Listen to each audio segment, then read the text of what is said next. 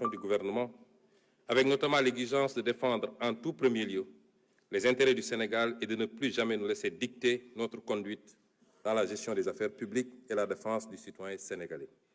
Il en est pour preuve les positions ouvertement affichées par M. le Président de la République dans les instances internationales, que ce soit à la tribune des Nations Unies, au Forum mondial pour la souveraineté et l'innovation vaccinale, au sommet des Jeux olympiques du développement durable, aux réunions de l'Organisation de la coopération islamique.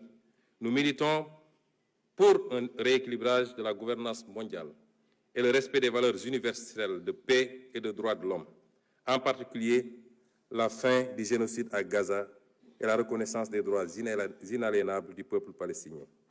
Au demeurant, au plan interne, la célébration du 80e anniversaire du massacre des tirailleurs sénégalais à Thiaroye, le 1er décembre 1944, a été l'occasion d'affirmer notre exigence de souveraineté dans le rétablissement des faits, tronqués, maquillés et cachés depuis 80 ans.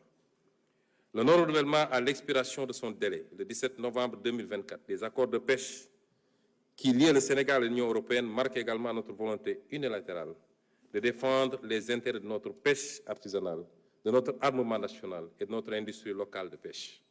Concernant la souveraineté monétaire de l'Union monétaire ouest-africaine, notre gouvernement a eu des échanges avec la BCEAO sur l'état et les perspectives de mise en œuvre de la réforme du franc CFA.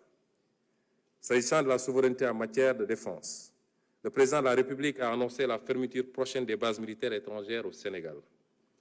De toutes les bases militaires au Sénégal.